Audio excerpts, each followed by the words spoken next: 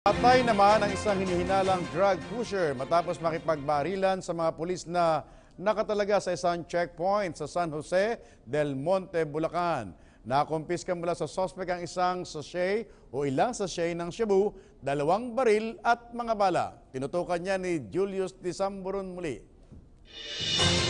Sabado ng madaling araw, ikinasal ang San Jose del Monte Police ang hot pursuit operation laban sa isang individual na lumabag sa panuntunan ng security checkpoint. Hinabol ng pulisya ang suspect, lula ng itim na kotseng conduction sticker number lamang ang plaka mula Bulacan hanggang pakurbang kalsada ng Barangay 185, Quirino Highway, Malaria, North Caloocan, kung saan nila ito na corner. Dumaan itong sakyan na to. Merong onboard na isang tao. Pinagdown po ng pulis natin. However, instead of stopping, pumutok po siya doon sa ating police officers. So nangyari, hinabol po, nagkaroon po ng kabulan. Instead of surrendering, lumaban pa rin, kaya nagkaroon po ng damage po yung ating vehicle. Mayroon po tayong damage sa bandang right side niya. However, yung tao po natin ay safe naman. Wala pong nasugatan.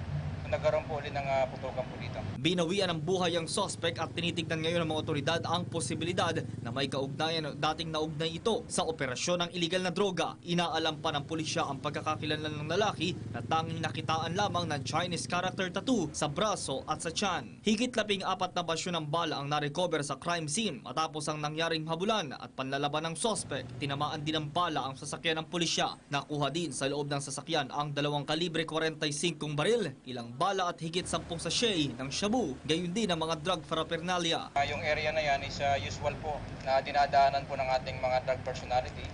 Coming from Quezon City and Caloocan, papunta po ng San Jose del Monte. Patuloy ang investigasyon ng mga otoridad sa nasabing insidente. Samantala, muli namang nanindigan ng Bulacan Police na kanila lamang ginagampanan ang sinumpaang tungkulin na protektahan ang buhay ng mga mamamayan laban sa pag-atake ng mga masasamang elemento. At isa dito ang paglalatag ng mga security checkpoints, bahagi ng anti-crime, terrorism and drug efforts. Kooperasyon ng publiko sa mga hakbang na ito ang hiling ngayon ng mga otoridad tungo sa pagkamit ng kaayusan sa kapaligiran. Ilan din sa pamantayan ng itinatayong checkpoints na ito ay nakikita may tamang ilaw at minamanduhan ng mga uniform personnel. At sa panig ng motorista, huwag magpanik. Dapat lang na mag-slow down, idim ang headlights at hindi na kailangan bumaba ng sasakyan dahil visual search lamang ang kailangan. Para sa bayan, Julius Disamburon.